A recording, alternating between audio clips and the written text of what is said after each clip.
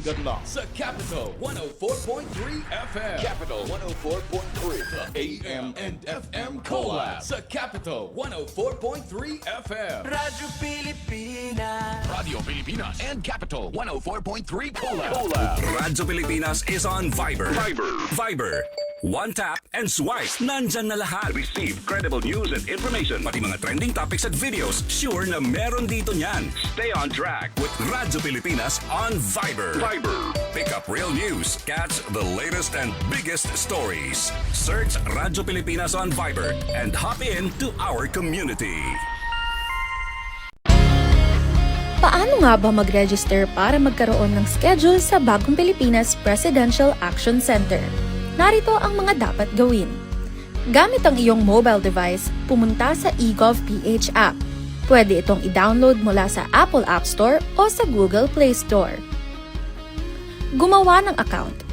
Ilagay ang email address, valid mobile number, pagkatapos ay makakatanggap ka ng one-time code sa iyong email.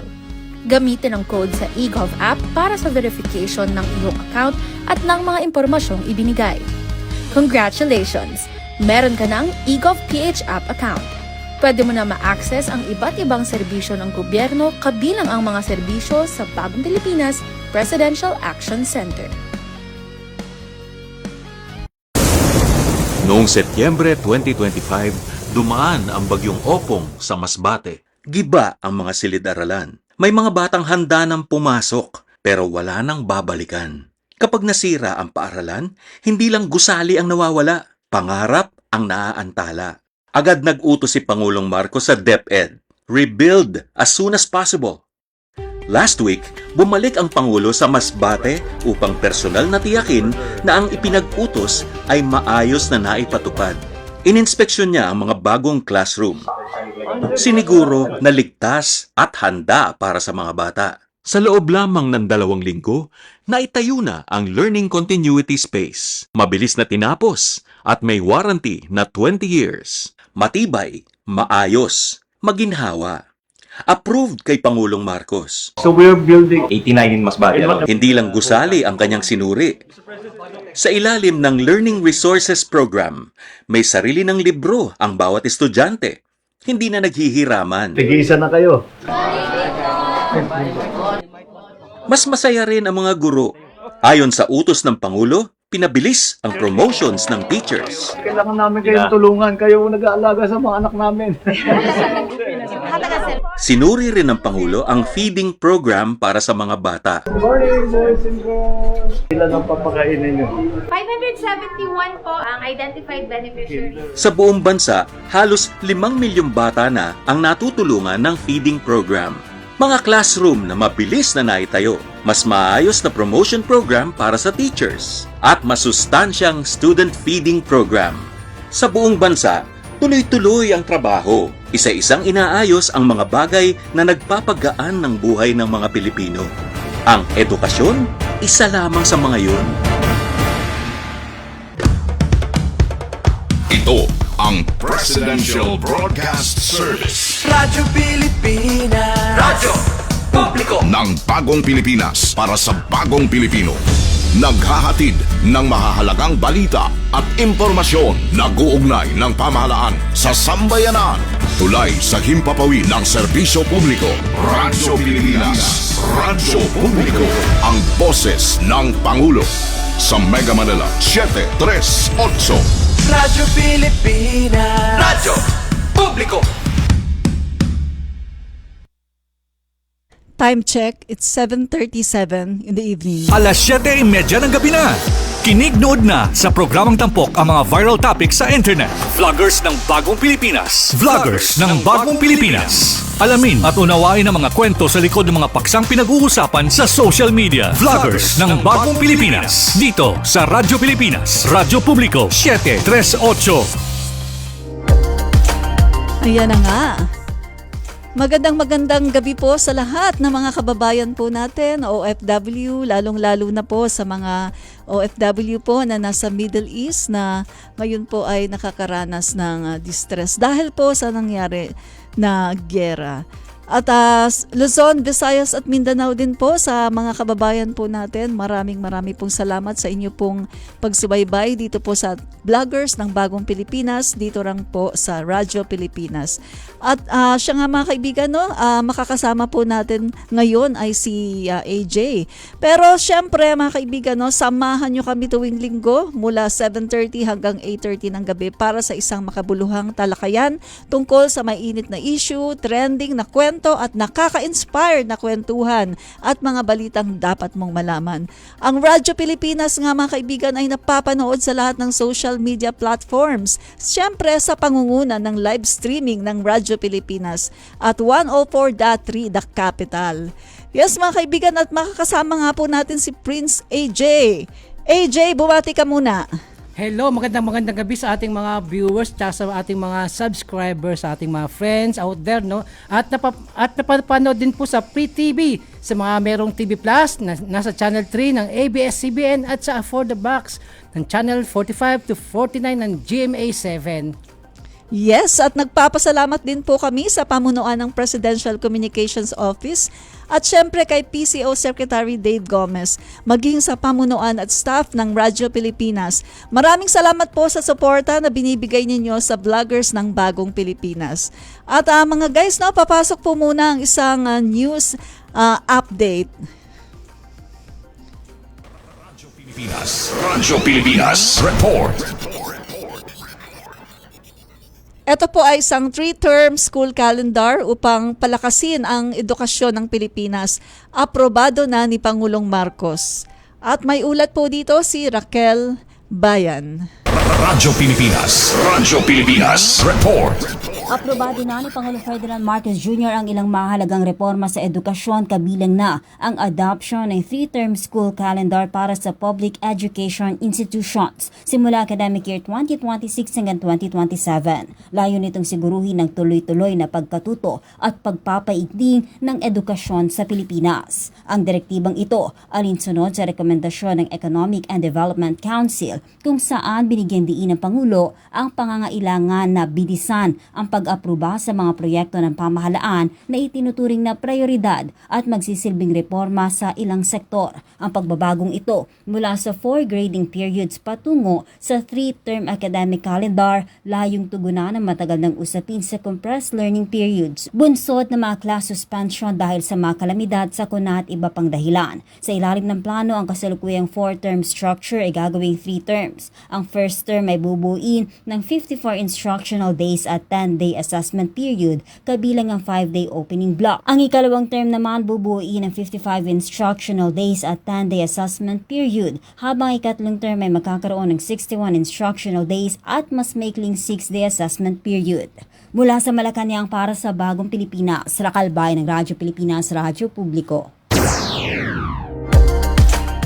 Ayan mga kaibigan, maraming pong salamat kay Raquel Bayan. No? So, eto na nga po mga kaibigan, no?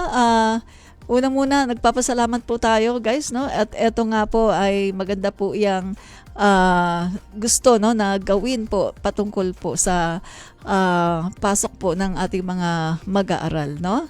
Alam natin na dapat na talagang i-update dahil nga po sa mga nangyari sa mga nakaraan at syempre ngayon din sa krisis sa ating nararanasan ngayon na krisis sa iba yung dagat, no, sa Middle East. At ngayon AJ, syempre marami tayong topic, no, pero magiging dalawa lang ang topic natin ngayon AJ. Magpo-focus tayo ngayon kasi eto nakita natin yung pangangailangan, no, talagang kailangan po nating talagang comprehensive, no, na talakayan para ang ating mga kababayan ay makita nila na ang ating Pangulo, ang ating gobyerno ay kumikilos at gumagawa, no, para talagang itong mga presyo, itong mga presyo ng bilihin ay talagang hanggat maari ay kung hindi man mapababa talaga ay ano lang, yung at least hindi gumagalaw ang presyo, or kung gumalaw man ay dahan-dahan lang talaga, yung hindi ka agad na nararamdaman. Kasi alam naman natin, AJ, no, ang krisis na ito sa Middle East, apektado tayo kahit nasabihin na malayo tayo, no? Atin munang i-play yung video number 1. Happy Sunday po sa ating lahat ng mga kababayan natin, pati na rin sa mga OFW natin mga kababayan. Alam niyo ba mga kaibigan na ang gobyerno natin ngayon ay nakapokus po sa mga ngalaga ng 110 billion Pilipinos. At alam niyo ba mga kaibigan na hindi lang puro ayuda sa mga drivers, sa mga farmers ang ginagawa ng ating gobyerno. Kundi talagang gusto ng ating Pangulong Bongbong Marcos ay talagang kung hindi man mapababa, ay ma-maintain man lang itong presyo ng langis. Kasi alam naman natin mga kaibigan, no, na pandaigdigang krisis ito eh. At alam naman natin na kapag sumirit ang presyo ng langis, ay kasama na rin dyan yung mga basic goods, pati na rin yung mga services. Kaya nga, di ba, binibigyan ng power, emergency power ang ating Pangulo para talagang masuspindi itong pansamantala, no, itong excess tax or mabawasan. Kaya mga kaibigan, no, sa mga fake news peddlers na nagkakalat ng mga maling balita at saka doon sa mga naniniwala dito sa mga sinasabi na puro lang daw ayuda ang ating gobyerno, ay naku, huwag po kayong maniwala dyan dahil ang gobyerno po natin ngayon ay talagang nakapokus sa pagtulong sa sambayan ng Pilipino. Kung baga, whole of nation approach. Hindi yung drivers lang, hindi yung magsasaka lang or farmers lang. Lahat po sambayan ng Pilipino. 110 million Filipinos. Real talk, walang personalan. Ayan nga AJ, no? Bakit natin ito tatalakayin na yan lang yung ating tatalakayin, no, sa PBBM Good News. Kasi nga AJ, nakita natin na marami sa social media at mga kababayan natin na talagang naniniwala sila, no? Ang dami kasi mga lumalabas ngayon ng fake news, AJ. At eto nga, may mga nagbe-message nga sa akin, no, na mga talagang bumabati ko sa ating Pangulo na ano bang ginagawa ng Pangulo nyo? Bakit ba ganun? O ano na, ang presyo ng langis ay ganito na. May nagsabi pa, 100 na ang presyo ng gasolina. Pero AJ, tiningnan ko naman sa banda sa amin, di naman 100. O, di ba? Kaya etong nakita natin na mukhang yung iba ay talagang minamagnify lang nila yung issue para lang talagang makapanira. AJ, ano bang masasabi mo tungkol dito? Sa ito lang, no, ang lahat ng ginagawa ng ating gobyerno ay para po hindi mapigilan yung biglang pagtaas ng mga presyo, no. Kinakausap ng ating mahal na Pangulo ang iba't ibang mga manufacturing industry para una-una, wala matatanggal ng mga empleyado kasi alam naman natin, no, sa pagtaas ng gasolina, maraming apektado. Una-una yung manufacturing companies. Yung siyempre yung cost nila tataas, no. At kapag nangyari 'yun, magkakaroon ng mga layoff sa kanilang mga trabahante. At ayan ang unang-unang gustong maawat o mapigilan ng ating mahal na Pangulo. Kaya naman kinausap niya yung mga ibang companies diyan sa May Laguna, no, para nga naman wala silang tatanggalin. At siguro kung ano man yung naging usapan ng ating Pangulo o ng ating gobyerno sa mga manufacturers na ito ay sila na nag-abala. Ang importante dito, walang matatanggal na mga trabahante. Tama ka dyan, AJ, no?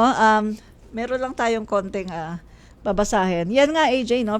President Ferdinand Marcos Jr. secured a voluntary price freeze from major food manufacturers. Yes. So, tama yung sinabi mo, no? With commitments to hold costs steady for up to 60 days to protect consumers from volatile global commodity markets. So, correct ka AJ dyan, no? Kasi eto mga kababayan natin ng mga manufacturers ay naintindihan din naman nila kung ano yung nangyayari nga sa atin at sa syempre sa buong mundo. So eto nga AJ, nakita natin na ang Pangulo natin pumupunta siya sa may palengke, no? Particularly sa Agora, San Juan Market. Naalala ko tuloy yung Agora, madalas ako dyan kasi dati AJ ay sa Old Santa Mesa kami, no? Boundary lang yung sa amin pagkatapos yung San Juan. So, ayan AJ, nakita natin na ang Pangulo natin ay gumagawa talaga, nakikipag-usap pati sa mga vendors, dito sa mga nagtitinda sa palengke at pati mga manufacturers, pati yung mga lahat ng pinapakilos ng ating Pangulo para dito sa ma-regulate yung Yes. itong presyo ng mga bilihin. Kasi alam natin na merong mga nananamantala, Yes. katulad na lang sa presyo ng langis, no? Yes. Oil, AJ. Halimbawa, nung narinig nila na, uy, may gera sa Middle East. Ayan, nagputo ka ng Iran, ng Israel, Amerika.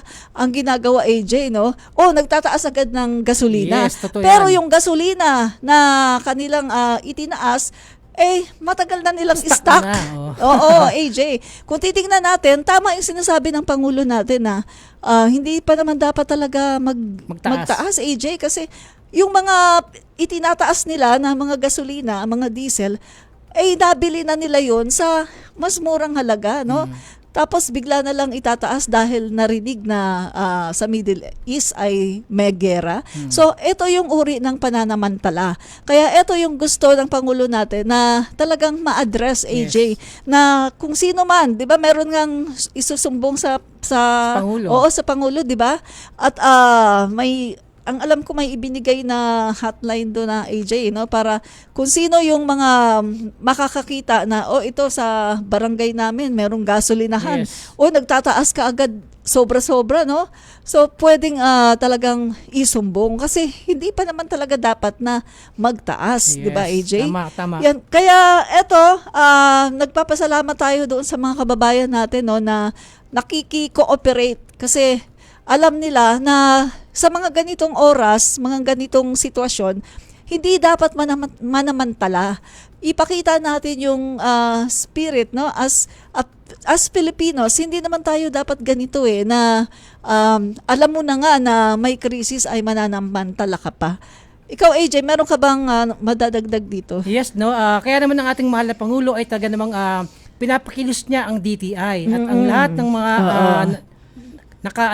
in line sa problemang ito. Nandiyan yung NFA, yung kung anong ahensya ng pamahalaan upang, let's say, sa importation, no? Nagpapa-import ng ating mahal na Pangulo ng mga pagkain na pwede nating maangkat, para nga naman, alam mo naman sa supply and demand, yung law, no? Supply and demand. Pag maraming supply, mas mababa ang presyo. So, kailangan natin na mag-import na agad at earliest, no? Nang sa gayon ay hindi maramdaman ng ating mga kababayan ang pagtaas ng presyo ng mga pangunahing bilhin. Kaya nga naman kapag marami tayong supply o na-import na produkto, ay at least kahit paano ay masusolusyonan yung paparating na pag-shoot up ng mga presyo na to, no? At hindi lang yun, admin, no? Dahil sa maginagawa ng ating Pangulo na geto, nagbibigay din tayo ng ang gobyerno ng ayuda. Nandiyan na yung mga roll out ng fuel subsidy at iba pa. Nandiyan yung DSWD, yung IX, yung AKAP and everything, no? Para lang kahit pa paano ang mga Pilipino ay hindi naman sila masyadong mahirapan sa sitwasyon na to. Alam mo din kasi, AJ, no? Ang nagdadagdag din talaga ng dahilan kung bakit talagang tumataas, sumisirit itong presyo ng gasolina, ng langis. Kasi dahil din sa atin, sa mga Pilipino. Ang ginagawa kasi ng mga tao, no, pasintabi sa mga gumagawa nito, no, narinig nila, nagkagera sa Middle East. Ang gagawin, AJ, mag-hoard. Imbis na maglalagay ka lang ng yung usual na gasolina na pinapa-load mo. Ang gagawin, AJ, full tank pagkatapos yung iba may dala pang container, Yes. no? So, Panic buying. Panic. Yan talaga. Tsaka yung hoarding nga, Yes. panic buying. Yan talaga yung number one na nakakapagpataas ng presyo. Kasi kung titingnan natin, kung simple lang, no, yung mga kababayan sana natin na parang wala lang, okay lang, no? Kung ano yung usual na binibili nila, yun lang, no? Hindi mauubos agad-agad, AJ, yung mga stock ng ating mga gasolinahan. Kaya naman nagkakaroon tayo ng pagkukulang sa mga gasolina dahil din sa atin. At dahil din sa atin, sa mga Pilipino, no, na gumagawa nito, kaya sumisirit din ang presyo ng sa mga gasolinahan. Dahil nga ay yung iba talagang talagang nagdadala ng malalaking container, no? AJ, no? Mga galon para talagang mag-hoard. Nagtatago na sila dahil natatakot sila, AJ, no? Dahil baka mamaya wala nang mabilhan. Kaya dahil dito sa ginagawa nila, mas lalo tuloy na tumataas ang presyo dahil nauubos agad. 'Di ba? Kaya eto sa mga kababayan natin na nanonood ngayon dito sa Vloggers ng Bagong Pilipinas. Kayo po ang isa sa dahilan kung bakit nangyayari sa atin 'to. Dahil po sa hoarding, dahil po sa panic buying. Sana kung wag na tayong magpanik, wag na po kayong magpanik, no? Dahil hindi po tayo mauubusan. Andyan nga, sinisiguro ng ating Pangulo, ng ating Department of Energy, sinisiguro na hindi tayo mauubusan at hindi papayagan ng ating Pangulo. Dahil ang Pangulo po natin, lagi po yung merong solusyon. 'Di ba, AJ? Yes. Sa pagkakaalam ko ay kinausap na rin ng Pangulo natin yung mga bansang Malaysia, 'di ba? Para tayo ay makaangkat ng langis. Sa pagkakaalam ko, 3 o 4 na bansa yan na kapitbahay lang natin dito sa Southeast Asia. Yes, nandiyan yung Brunei. No? Oo, ang nagsabi na okay na sila ay susupply sa atin ng langis. So, wag po tayo magpanik, no?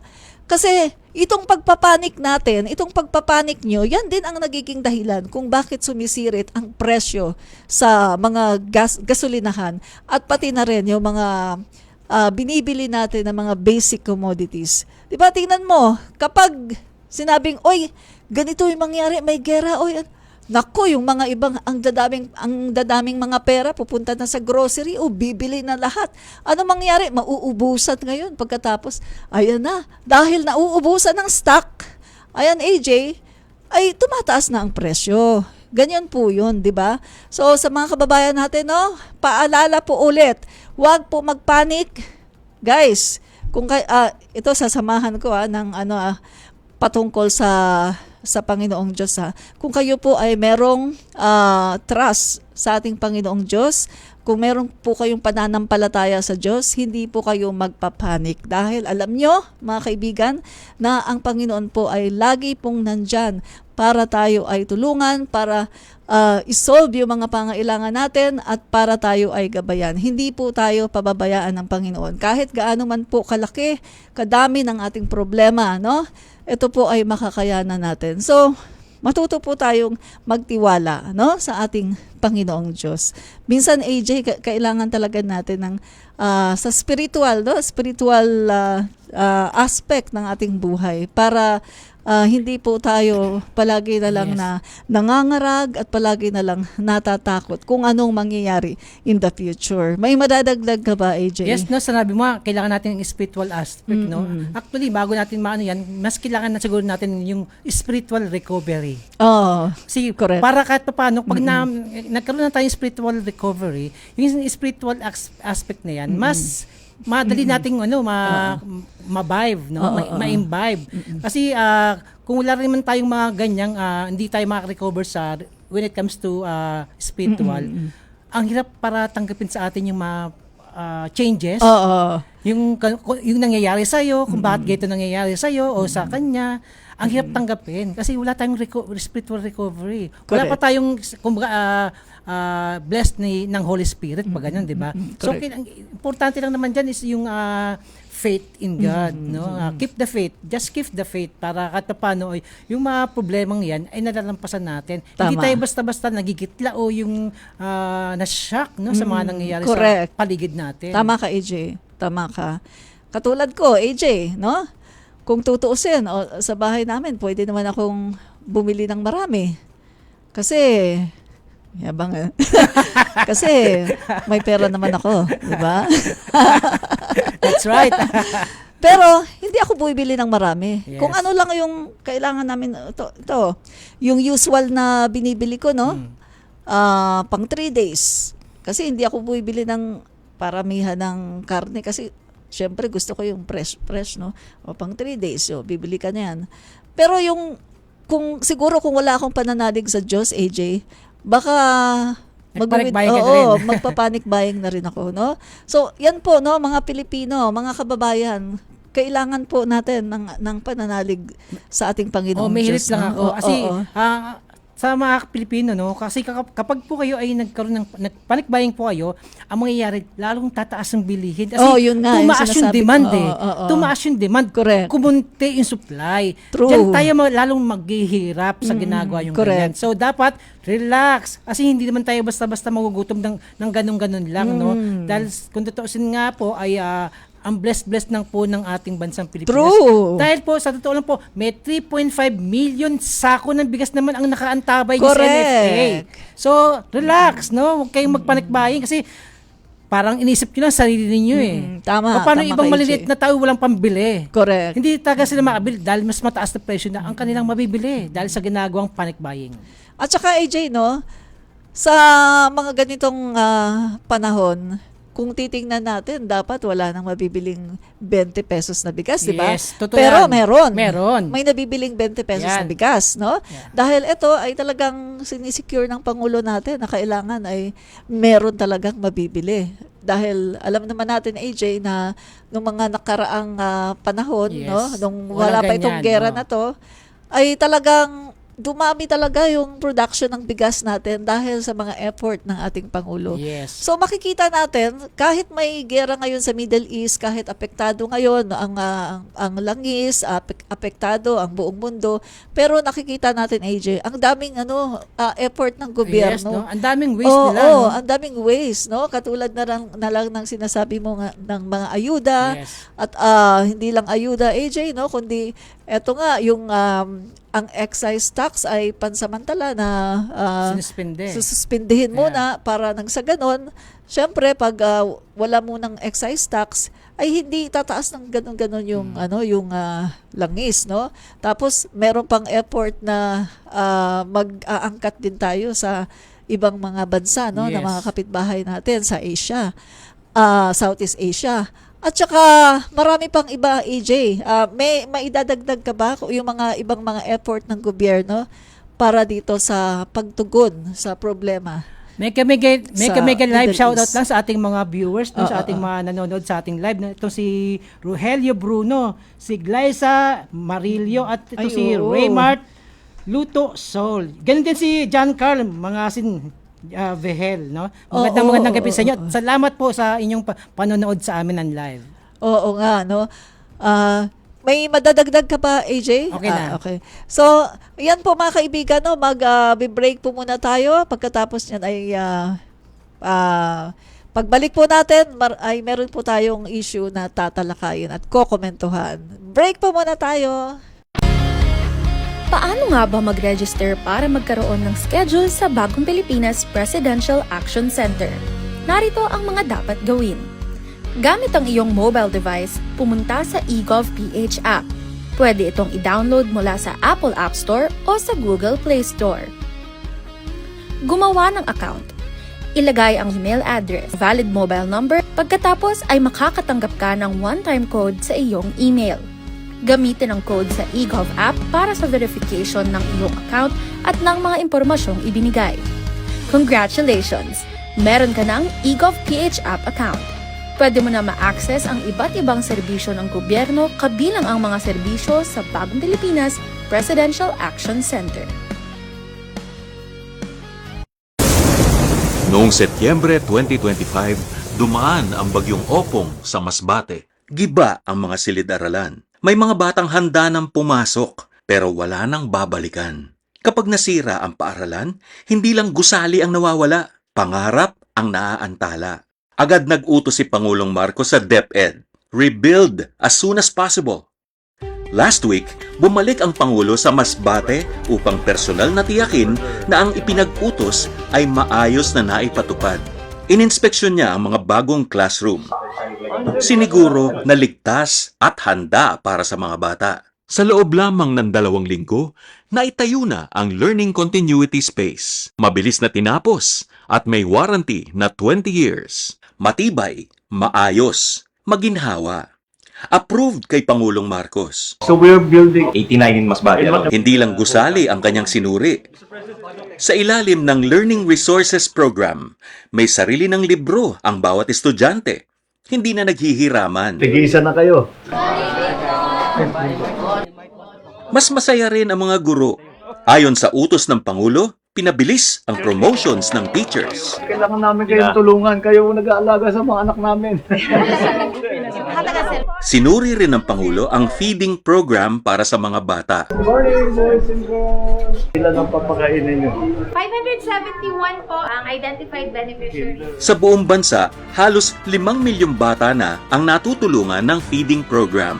Mga classroom na mabilis na naitayo, mas maayos na promotion program para sa teachers, at masustansyang student feeding program.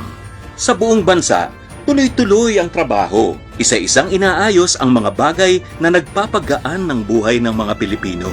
Ang edukasyon, isa lamang sa mga yun. Ito ang Presidential Broadcast Service Radyo Pilipinas. Radyo Publiko. ng Bagong Pilipinas para sa Bagong Pilipino. Naghahatid ng mahahalagang balita at impormasyon na guugnay ng pamahalaan sa sambayanan. Tulay sa himpapawid ng serbisyo publiko. Radyo Pilipinas. Radyo Publiko. Ang boses ng Pangulo. Sa Mega Manila, 738. Radyo Pilipinas. Radyo Publiko.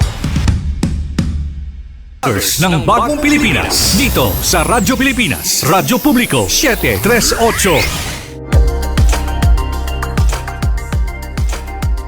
Alright, nagbabalik po kami ni Prince AJ, mga kaibigan, no?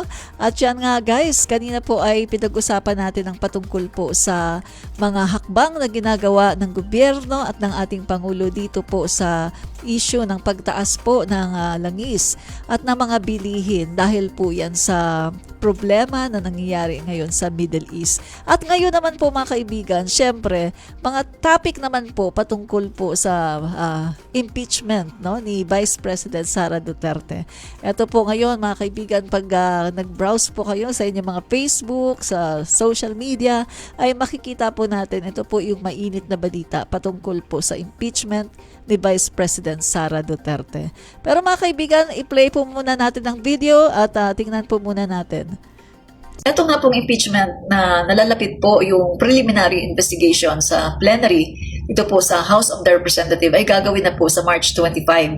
So ito po mga kaibigan, nais lang natin linawin na hindi pa ito yung trial, kundi yung bang titingnan lang muna mga kaibigan, no, kung merong probable cause talaga para mag-proceed itong impeachment ni Vice President Sara Duterte sa Senado. So ito po yung gagawin. Pero na-interview po ito si Attorney Michael Powa ng isang sikat po, no, na news anchor sa isang channel. Pero ang sabi po ni Michael Powa ay mukhang hindi sila magpe-presenta. Kasi guys, hindi rin naman daw nila magko-cross-examine yung mga testigo ng kabila. Para ano pa? Para sila ay magpresenta. Kung hindi naman daw nila magko-cross-examine din yung mga witness sa kabila. Pero mga kaibigan, no, sa pananaw ko dito, no, bilang isang komentarista, hindi naman nila kailangan mag-cross-examine kasi kumbaga, hindi pa naman ito yung pinaka-trial. Ang kailangan lang dito, yung Committee on Justice, ay titingnan nila kung talagang may probable cause.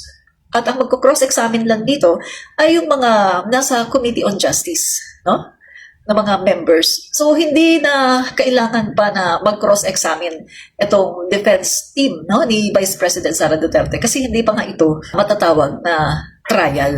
Ito ay pagkaklaro lang kung ito ba ay dapat na mag-proceed sa Senado, no? Kung meron talaga siyang probable cause. Sa kapwa ko Pilipino na naghihintay sa mga kaganapan, ano po ang masasabi ninyo tungkol dito? Ayan, AJ, no? Etong pag-uusapan nga natin itong impeachment ni Vice President Sara Duterte dahil ito ngayon, AJ, ang pangunahin na topic talaga, no, sa internet. At marami ng mga kababayan natin na talagang last year pa naghihintay at excited nga dito, no? Ang sabi nga nila ay dapat daw naka-ready na ang ating popcorn. So sa 25 AJ, no, March 25 at 10 AM, ayan na nga, ay uumpisahan na nga po, no, yung pre-determination at titingnan kung may probable cause ba at gagawin po yan sa plenary sa House of the Representative at titingnan kung ito ay dapat ma-transmit, no, sa Senado. So dito AJ, katulad ng narinig natin kanina, yung attorney po, no, si Attorney Michael Powa ay nagsabi nga na mukhang hindi sila magpepresenta ng mukhang hindi sila magpipresenta dahil hindi naman din daw sila makakapag-cross-examine. So parang ang gusto ni Attorney Michael Powa ay ma-cross-examine din nila, no, sina Ramil Madriaga, yung ibang mga witnesses ng defense, ng prosecutor. So makita natin AJ na may mali 'di ba? Dapat nga mag-present sila AJ para talagang maipagtanggol nila ang Vice Presidente. Kasi matagal na ito AJ, last year pa ito At ang isa lang naman ang hiling ng taong bayan na talagang masagot ni Vice President Sara Duterte yung mga katanungan sa kanya. Lalong-lalo na patungkol dito sa paggamit ng confidential funds. Sino ba talaga yung mga tao na yan, sina Mary Grace Piato, sina Cocoy Villamin at marami pang iba. At para maipaliwanag na rin niya, no? Ano ba? Totoo ba talaga itong mga nangyari, itong mga sinasabi ni na Ramil Madriaga? At AJ, mabanggit ko lang meron pang lumalabas na balita kahapon AJ, no? Na nawawala daw yung 3 cellphone. So, hindi ko pa masyadong na-verify how true, kung gaano ito katotoo o chismis lang ba. So, ikaw AJ, anong masasabi mo patungkol dito? So ang masasabi natin dito regarding sa impeachment ni Sara, no? Kasi katulad din may lumalabas na nawawala yung 3 cellphone. So yun pa kumbaga mga ano pa lang yan, no? Hindi pa unverified pa yan. So siguro mas pag-usapan natin yung talagang trial ni Sara na kung paano ito mangyayari. Kasi ayon naman mismo kay Attorney Dino De Leon, na sa tingin niya hindi man pupunta sa Sara o mag-appear sa House panel dito no, para nga madinggin yung kasong isinampa laban sa kanya. Dahil una-una kung ano yung ginawa ni Sara doon sa Quadcom, no, na lagi nang gagalit, iritado, ayaw sagutin yung yung mga katanungan sa kanya. Ganun din siguro ang gagawin niya. Kaya nga kung mapapansin mo, hindi sumagot yung kanyang defense team sa dapat 'di ba sinagot nila yung yung 10-day na na para magbigay ng pagkataon sa nila na depensahan yung kanila yung pag-file kay Sara, 'di ba? Hindi nila sinagot 'yan, 'di ba? So, ang tingin ko rin naman diyan, no, kaya hindi sinagot para wala silang sasagutin. Para sabihin nila pinopolitika. Ayun ang magiging niya, no? Sa nasabi nga ni Attorney De Leon na ganyan ang mangyayari. So, parang nasa-sense na nila itong si Attorney De Leon na ganun din ang mangyayari. Alam mo naman na brat itong si Sara Ang feeling niya kasi hawak niya ang justice system ng Pilipinas. Katulad ng ginawa nila ng tatay niya. Oo, tama ka dyan AJ, no? Napanood naman natin yung sa hearing last year, yung sa Committee on Good Government and Accountability. Napanood natin na talagang si Vice President Sara Duterte ay pinakita niya yung kanyang bratty attitude, no? At talagang ang ginawa niya ay imbis na sumagot ay talagang pinakita niya na matigas siya at mukhang siya ay untouchable at hindi pwedeng tanong-tanongin lang, no? At ang sabi nga niya, bakit daw siya sasagot? Kine-question niya yung mga members ng House of the Representative, no? So, ito nga AJ, tama yung sinabi mo na maraming ang nagsasabi na mukhang hindi nga talaga pupunta si Vice President Sara Duterte at ang sinasabi pa nila mukhang magpapatulong na naman daw sa Korte Suprema. Kasi kung nasense natin yan, kung titingnan mo, kung iintindihin mo yung kanyang ad cotelum, no, yung reply niya, kung iintindihin natin, ay parang lumalabas doon na kine-question na naman niya, no, yung legalities, kine-question niya yung jurisdiction, no, at iba pang mga issue, no. Hindi talaga sumagot para i-debunk yung mga paratang sa kanya. So dito AJ, nakakalungkot isipin, no, na 2 times na pagkatapos ganun din, questionin mo lang. kung ikaw ay tumatakbo as sabi mo tatakbo ka as President of the Philippines, 'di ba dapat na unahin mo muna na linisin ang Yes. iyong pangalan Tama ka dyan. bago mo maisipan na tumakbo. So ito na yung pinaka the best na platform kay Vice President Sara Duterte para malinis niya talaga ang kanyang pangalan. 'Di ba, AJ? Tama, admin, no? Kasi importante kasi na kumbaga clean slate ka kapag merong ang lalabanan na tatakbuhang posisyon. Dapat clean slate ka na sasabihin ng mga tao, ay, boboto ko to, ayos to, malinis, walang corruption sa na bahid. Pero kung wala kang sinagot ni isa sa mga paratang sa'yo, that only means na meron kang tinatago. Hindi ka malinis. Kasi dapat malinis mo na agad dyan. At ito na yung pinaka-the best na platform para maklin mo yung sarili mo, para madepensan mo yung ibinibintang sa'yo kung totoo o hindi. It's all up to you. Kapag hindi mo ginawa yun, that only means na brati ka, na parang nasa kamay mo ang lahat o pinapaikot mo sa mga kamay mo yung sistema ng justice system sa Pilipinas. Kasi imagine mo, hindi ka sumusunod ayon sa konstitusyon. Para meron kang sariling konstitusyon na sinusunod. Parang ikaw na yung batas. Diba? Oo. Tama ka dyan, AJ, sa sinabi mo, no? Tapos ito pa, yung ang ginagawa nila ngayon ay kanilang kine-question, no? Si Ramil Madriaga, no? AJ, at kanilang sinasabi na, ay, ano naman yan, criminal, no? Pero alam mo ba, AJ, kahapon kasi nag-live kami, no? Nag-collab kami ng mga kasama kong mga vloggers. At pinalabas namin, AJ, yung video, no, na itong si Ramil Madriaga ay nagtuturo. Nagtuturo siya at ang tinuturuan niya yung mga military, mga naka-uniform pa, si Ramil Madriaga. At tinuturuan niya, tinitrain niya itong mga military, pati mga PSG, sorry. Pati mga PSG, tinuturuan niya, AJ, kung paano mag-secure ng presidente. So, kung titingnan mo, ay, bigatin ito. Kasi para maging trainer ka ng mga PSG at ng ibang mga military, para paano mag-secure sa Pangulo ng Pilipinas, ibig sabihin, si Ramil Madriaga ay hindi basta-basta. Hindi siya yung sinasabi na, oy, ano yan, kidnapper lang yan, oy, kriminal lang yan. Hindi, kasi kitang-kita sa mga video, no, na pinalabas nga namin kahapon, AJ, na talagang nagtuturo siya. Ang dami niyang mga tinuturuan. Meaning credible siyang tao. Oo, credible siyang tao. So hindi pwedeng sabihin na ay ano lang yan, criminal lang yan, kidnapper. Meron talaga siyang, kumbaga, meron siyang credential na maganda, AJ. Kaya siya tinatalaga ng dating Pangulong Rodrigo Duterte. At pagkatapos pinakilala pa kay VP Sara Duterte. At mula noon, siya na, AJ, yung parang inuutusan, no? At pinagkakatiwalaan ni Vice President Sara Duterte. Yes. Naglalabasan pa nga, AJ, yung picture na talagang magkatabi sila na naka-face mask pa. Madami, AJ. So, ibig sabihin, talagang kilala. No? Kilala talaga niya. Pero dinideny siya ni Vice President Sara Duterte.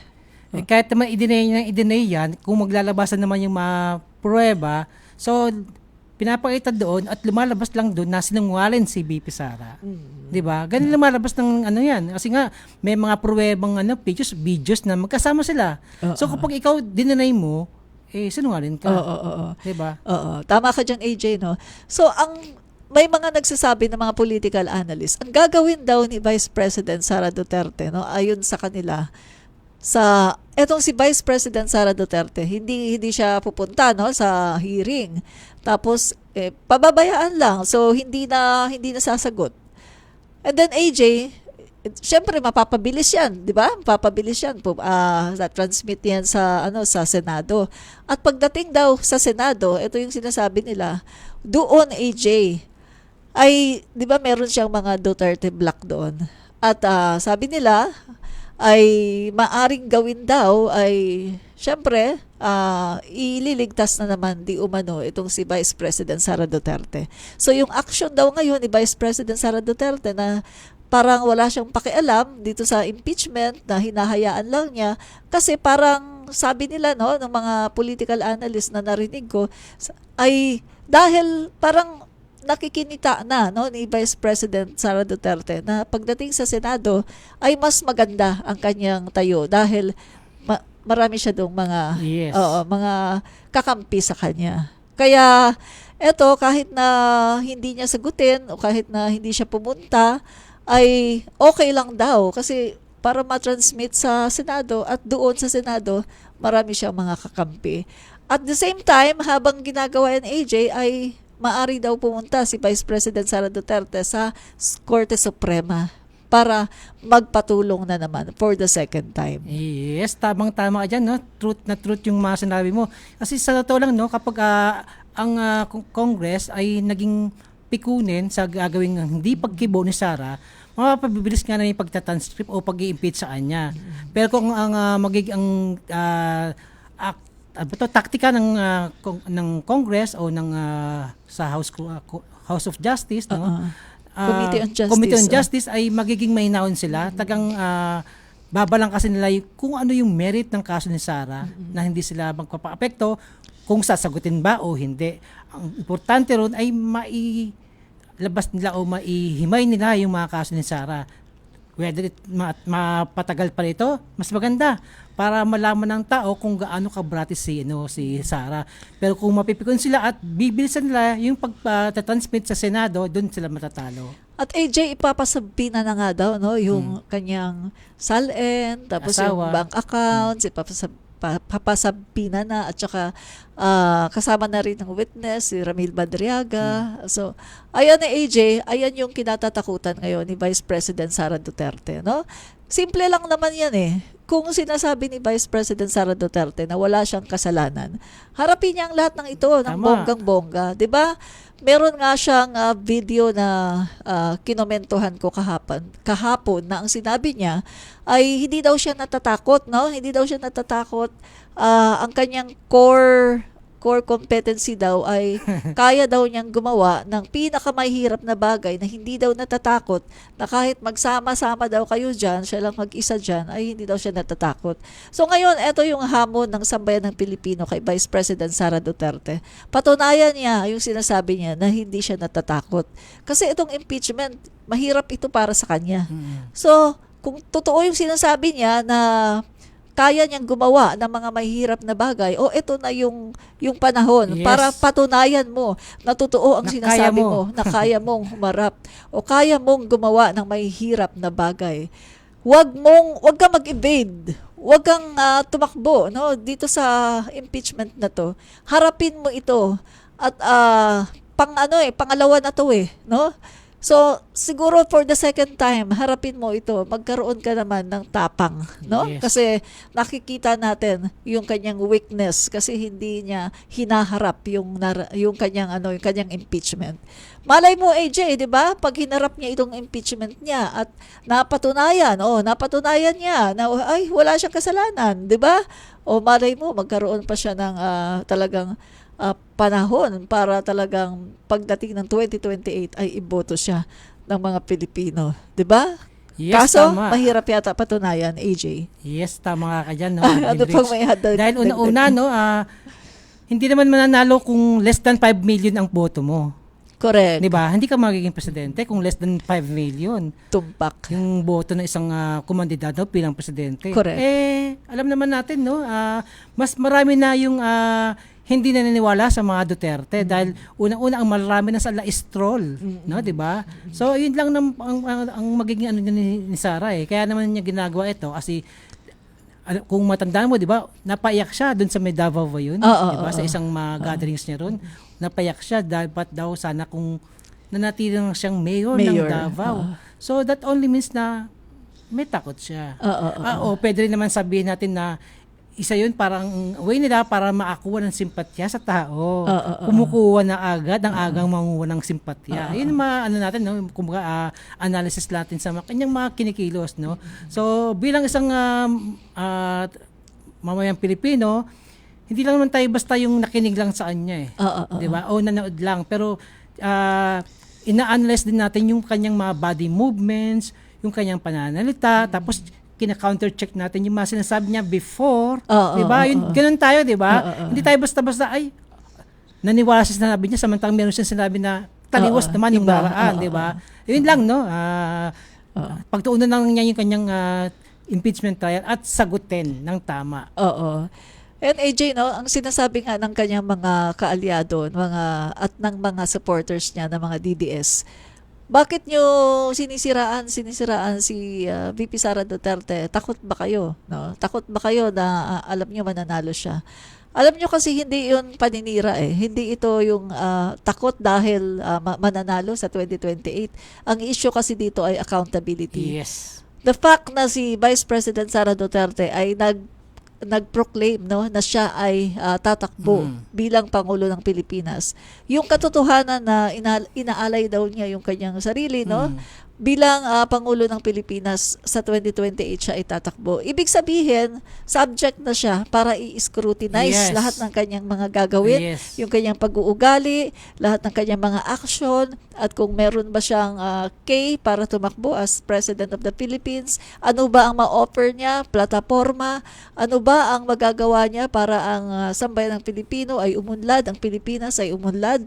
Subject na siya doon, AJ, sa scrutination ng mga Pilipino. Kaya itong mga DDS, itong mga sumusuporta sa kanya ay huwag kayong magagalit, no, kapag ganito na merong nag-i-scrutinize sa kanya dahil siya po ay nagdeklara na tatakbo. Natural lang yan kasi kailangan po natin na ang mga ihahalal natin sa 2028 ay talagang deserving, no, para mamuno sa ating bansa. Hindi po pwedeng dahil lamang sa pangalan, hindi po pwedeng dahil may numero ay iboboto na. Kailangan tingnan natin, suriin natin kung siya ba ay deserving para mamuno sa ating bansa. Yes. May dadagdag ka, AJ? Yes, at ito nga, no, itong si Sara, sinasabi nga niya na gusto niyang maging presidente, nag-announce na siya, no. Kung babalikan natin yung sinabi niya dati, bilang DepEd Secretary, kung saan nag-resign siya, ang sinabi niya ay, dahil hindi niya kinaya yung trabaho, dahil una-una, hindi naman siya galing sa education sector. At wala siyang experience sa education, kaya hindi niya kayang reviewin yung mga educational system ng ating bansa. So doon pa lang, kung tutuusin, lahat naman tayo may experience sa education eh. Kasi nag-aral tayo mula kinder hanggang college, hanggang maging law siya pa, maging abogado pa siya. Meaning may experience ka na sa education. So alam mo na kung ano yung pangangailangan bilang isang estudyante, 'di ba? Alam mo kung ano yung kakulangan sa ating education system. Una-una, classroom, books, yung mga student classroom ang sobrang maliliit, sira-sira at kulang sa gamit. Yun pala, alam mo agad yun kung paano. Tapos meron tayong free wifi program na hindi rin niya alam. So, 'di ba? Dun pa lang di mo kaya na kung tuusin napaadali kasi lahat tayo may experience sa education. Ang dali niyan. How much more itong regarding sa energy? Ayan nga, meron tayong problema sa langis, no? Dahil sa gera sa Middle East, nagkakaroon tayo ng problema. Mas lalong hindi mo kakayanin. Mas lalong hindi mo kayang reviewin kung ano ibig sabihin ng mga terms sa very technical lang sa energy. Yung mga terms net, very technical. Unlike sa education, mas kaya mo siyang intindihin. Correct. Ikaw mismo, naranasan mo eh. Pero ikaw bilang engineer ka o scientist ka sa engineer, sa energy, hindi mo kakayanin yan. Correct. Mas lalong hindi mo kakayanin yan. So, mag-resign ka na sa iyong pangarap na maging presidente. Yun lang masasabi ko. Tama ka, AJ, no? Ito pa, AJ, komentuhan ko lang, no, yung, kasi sabi mo nga, nagbabacktrack tayo sa mga sinasabi niya noon, tsaka mga sinasabi niya ngayon. Yes. Alam mo, AJ, kasi meron siyang sinabi noon na, yung later na ito, nung medyo siguro nahimasmasan siya, nung maraming mga lumabas na mga patungkol sa mga flood control, tapos si Saldico, di ba sinabi niya, AJ, na nung siya daw ay secretary pa ng DepEd, ang part daw ng confidential funds ay ginamit daw niya para maimbestigahan yung corruption sa mga laptop, no? At sabi niya, nalaman niya na si Saldico ay involved dito, no? AJ, no? Sa mga corruption patungkol sa laptop. Pero kung i-connecta ko yung sinasabi niya, yung bago niyang video, nang sabi niya, wala daw siyang palalampasin. Pag may corrupt, talaga daw ikukulong, walang palalampasin. Ngayon nare-recall ko, ganun ba? So, anong ginawa mo? Ano ang nangyari? Nung nalaman mo na si Saldico pala ay involved dito sa korupsyon sa laptop, no? Sa DepEd procurement. Anong ginawa mo? Kinasuhan mo ba si Saldico? Wala naman. Pinakulong mo ba si Saldico? Wala naman. So, ibig sabihin, yung sinasabi niya, AJ, ay talagang taliwas doon sa kanyang mga action. No? Parang ang ito, hindi natin inaano si Vice President Sara Duterte, pero sabi ko nga, dahil siya itatakbo sa pagkapangulo, lahat na ngayon ng action niya, kailangan nating scrutinize. Kailangan nating tingnan, kailangan nating talagang suriing mabuti. So, kung yan, sinasabi niya na lahat ng corrupt, no, na maiimbestigahan, malalaman niya, ay papakulong niya. Anong ginawa niya kay Saldico? Bakit hindi niya pinakulong? Dahil ba panahon ito ng tatay niya? So, meaning to say, AJ, selective justice pala. Kapag ito pala ay kaalyado ng tatay niya, or ito ay sa panahon ng tatay niya, hindi niya na ipinakulong. Kasi nga, masasagasaan yung administrasyon ng kanyang tatay. So, selective justice nga. So, paano mo masasabi na kapag ikaw ay naging presidente ng Pilipinas, ay ipapakulong mo lahat ng corrupt, gayong hindi mo nga na ipakulong si Saldico? Yes, tama, no? Diba? At isa pa, ang dami niya mga sinasabi, AJ, na taliwas sa kanya mga sinasabi noon. Diba? Yes, no? Totoo naman yan. Ano pang madadagdag mo? At isa pa, no, Admin Rich, no? Alam naman natin mga Duterte, no? Mahig sa bravado yan, no? Mahig sa mga bold statement. Pero sa kanila, campaign lang yun. Kumbaga, campaign na slogan lang yun. Katulad sinasabi niya na ipapakulong. Bravado lang nila yan. Katulad sinabi ng tatay niya, pupunta ako sa West Philippine Sea, mag-jet ski. Diba? Mga ganun mga sinasabi niya, bravado ko lang yan. Kasi campaign, yabangan lang naman yan. Ganyan ang ginagawa ni Sara ngayon. Lahat ng sinasabi niya, ipapakulong, walang sasantuhin. Barabado lang niya yan. Kumbaga, para yung mga loob na, kasi yan ang gusto ng mga Pilipino Parang pelikula, kailangan magyabang yung bida para, ang galing, di ba? Bidang-bida, di ba? Ganyan po ang style ng mga Duterte. Maghahamon, pero hindi pupunta yung hinamon. Di ba? Hindi pupunta sa venue na para magsuntukan sila. Correct. Ganyan ang mga Duterte. May sa brabado lang. Pero hindi lang totoong gagawin. Kasi takot sila unang-unang kumbaga, sila yung nagamon, pero sila naman din umatras. Tama ka dyan, no? Lang ginagawa kasi mga Pilipino utu-uturin karamihan hindi unlike sa atin na mga, di ba, na pro-government, pro-Pilipino, hindi tayo basta-basta nadadala sa big cast o bravado ng isang politikong niloloko lang ang mga Pilipino. Correct ka dyan, AJ, no? Kaya eto sa mga nanonood ko, nakita ko merong DDS dito sa meron. sa comment section. Galit na galit yung minura tayo. Ang masasabi ko lang, no, God bless you. At saka, eto, ang masasabi ko, huwag kayo ngayon magagalit, no, dahil marami na ngayon, kung noon maraming bumabatikos kay Vice President Sara Duterte, ngayon mas marami ang mag-i-scrutinize sa kanya. Kasi kailangan nating malaman, no, o deserving ba siya dito sa kanyang pagsabi na siya ay tatakbo as a President of the Philippines. Yes, tama. Kahit mismo silang mga DDS, scrutinize din nila. Correct. Dahil iba yung sinasabi niya, iba sa ginagawa. Scrutinize niya alam mo, tayo rin na maapektuhan nito, hindi lang naman kami rin Kayo rin naman Akala nyo kami lang? Hindi kayo rin. Ang nagtataka lang ako, AJ, no, sa mga DDS, parang accepted nila lahat. Accepted nila. Parang ganun. Parang, sila, kumbaga, ready na silang mamatay. Parang ganun, no? Kahit ba yung pinaka-worst, no, AJ, ready na sila. Ay accepted nila. Basta Sara Duterte yan. Basta Duterte yan, no? So, minsan nga naisip ko, ano ba to mga DDS? Parang, buti lang ako, sumuporta rin ako kay Duterte noon, no? Sumuporta. Nakita tayo sa Facebook ko, kaya iba nga, anyari, bakit ka, ganyan ko. Ako, isang Marcos loyalist, sumuporta lang ako sa government ni Duterte. Dahil, ayun ang dapat. Ay, correct ka, AJ. Ako nga, di ba, pag pinakita ko sa'yo, di ba, yung mga mga picture ko, profile, ano yung profile picture ko, yung nakalagay, nasa puso ko ang Yes, Pangulo, pareho tayo. Rodrigo. Diba? Ganon yung mga profile picture ko, nasa puso ko ang Pangulo, Rodrigo. At tapos no, ang ginawa ko pa noon no, nung during COVID time no,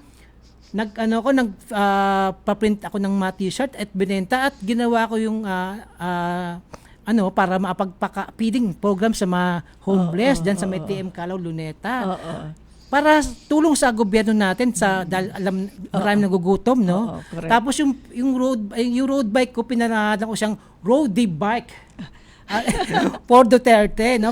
In full support kay Duterte. Kaya tawag ko siyang roadie bike.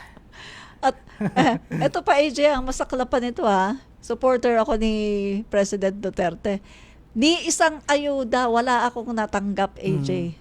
Biruin mo, nawalan ako ng trabaho kasi nag-lockdown.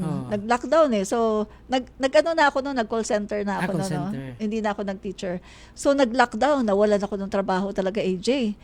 Naubos yung pinakalas na sweldo, naubos yung inipon. Alam mo, doon ko talaga, no, konting segue lang, doon ko naranasan, AJ, na umiyak ako. Umiyak talaga ako kasi sabi ko, wala nang pambiling pagkain. Alam mo, AJ, no, doon ko lang talaga naranasan sa buong buhay ko na ang hirap na parang ano ba to, walang gobyerno na tumutulong, walang gobyerno na nagbigay sa akin ng kahit 3,000, kahit 1,000 man lang. Mabuti na lang yung kapatid ko, umiiyak, tumutulong na luha ko. AJ, may pasok sila kahit na kasi syempre frontliner binigyan ako 1,000. Ito 1,000, pambili mo na, wag mo na bayaran to. Doon ko talaga, grabe AJ, naranasan ko sa panahon ni Pangulong Duterte. Pero supporter pa rin niya ako. Never ako sa kanya na nagsabing, ay wala akong ayuda, wala akong gano'n. Never. Alam mo ba kung bakit ako nakapagpapiding dati sa Calao, sa mga homeless? Dahil yung natanggap kong SAP, yung sa trans, SAP, 8,000 pesos, yun yung ginamit ko. Bumili ako ng t-shirt, pinaprint ko at ibinenta ko. Ako na rin nagde-deliver. So, sa Cavite, Laguna, sa Bulacan. So, sa Metro Manila, ako nagde-deliver sa mga kakilala ko. Sobrang pagod. Ako namalengke, nagluto, nagpack ng mga pagkain. At ako rin yung pamigay sa mga tao sa may Luneta. Kasi mas naintindihan ko yung gutom ng mga homeless. Sila yung mga homeless. Wala namang barangay yan para makakuha ng trans So, doon ko sa inalay yung nakuha kong trans na 8,000. So, hanggang Good yan, job. meron pa akong natitirang mga t-shirt. Kung gusto yung bumili kayo. Para may pang-feeding na naman ako. Good job, no? Palagi kang may feeding, no? So, maganda yung ginagawa mo, makakatulong sa community, no? At the same time, sa gobyerno at sa mga kababayan natin, ng mga Pilipino. Kaya, eto mga DDS, wala kayong masasabi sa amin kasi talagang sumuporta kami kay dating Pangulong Duterte. Although, hindi ko siya binoto kasi hindi ko nga siya kilala. Same here. Hindi ko siya kilala Sino ba si Duterte? Taga Mindanao kami pero hindi namin siya kilala kasi nga nag-migrate na kami sa Manila, no? So, ang kagandahan sinuportahan namin siya wholeheartedly kasi siya na yung Pangulo ng Pilipinas. Yun sana ang ginagawa ng mga DDS. Sumuporta kayo sa ating Pangulo. Dahil wala naman kayo magagawa. Mag-grant kayo na mag-grant, magalit kayo, mag-hate kayo sa Pangulo natin. Wala kayo magagawa. Pangulo na siya ng Pilipinas, no? Kaya sumuporta lang kayo. Kasi bansa natin yung maapektuhan. Oo, correct, no? Tayo rin maapektuhan. Sana yung mindset, no? Ganyan lahat ang mindset ng mga DDS, no? Yung katulad sa mindset natin na sumuporta kahit ayaw natin kay Rodrigo Duterte, no? Pero AJ, dahil 8:36 na tayo, bibigyan kita ng panahon para shout out. Okay, no, sa ating mga televiewers, sa ating mga supporters, mga OFW na ating mga kaibigan, lalo na kay Miss Wilma ng Florida, USA, no? Maraming salamat sa provisions na na ipinasa mo sa akin, no? Miss Wilma, beke naman. So, ayun nga, no, maraming salamat muli sa iyo, kaibigan, no? At syempre sa ating mga kaibigan, yan sa buong Pilipinas, no, sa Luzon, Visayas at Mindanao, sa aking kamag-anak, sa aking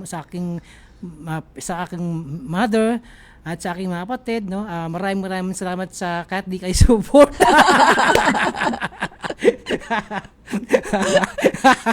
So yun lang, no, sa ating mga sumusuporta, maraming salamat talaga sa inyong lahat. See you on Thursday, no, sa aking scheduled na Vloggers ng Bagong Pilipinas every Thursday 8 to 9 p.m. po. Yes po, ako naman. Maraming po salamat sa mga kababayan natin na nanonood po dito sa Vloggers ng Bagong Pilipinas. At every 7:30 to 8:30 po ng Sunday ay manood po kayo. Maraming po salamat din sa mga staff ng Radyo Pilipinas sa pagtulong po ninyo sa amin dito, mga pag-a-assist nyo sa amin mga vloggers. At syempre sa ating PCO, Secretary Dave Gomez. Maraming pong salamat. At saka sa aking follower, no, at subscriber sa YouTube, Ami Rusul, maraming salamat. Kay Florcita Nakaya, maraming salamat. Sa mga kababayan po natin, hold on lang po kayo at magdasal, no, huwag reklamo ng reklamo. Sabi ko nga kapag ikaw ay panay reklamo, bibigat yung buhay mo. Pero kapag mas marami kang pasalamat, no, sa hangin, sa tubig, lahat pasalamatan mo, magagaan ang buhay natin at mas dadami ang ating mga biyaya galing sa may kapal. So mga kababayan, maraming salamat. Good night! 1 year Happy namin! Sunday! 1 year na kami! Vloggers ng Bagong Pilipinas. Dito sa Radyo Pilipinas. Radyo Publiko 738. Hi, si Ding Dong Dantes po ito. Pahiram lang ako ng 1 minuto mo. I know aware kang kailangan mong takpan ng ilong at bibig mo gamit ang dust mask kapag may pumutok na bulkan. Pero, paano kung wala kang mask? Ganito, kumuha ka ng basang panyo o bimpo para ma-filter ang nilalanghap mong hangin. Tapos, i-check mo rin syempre ang mga kasama mong bata at matanda kung may suot silang mask para safe rin sila sa ashfall. O tandaan mo lagi yan kasi #panatag ang may alam.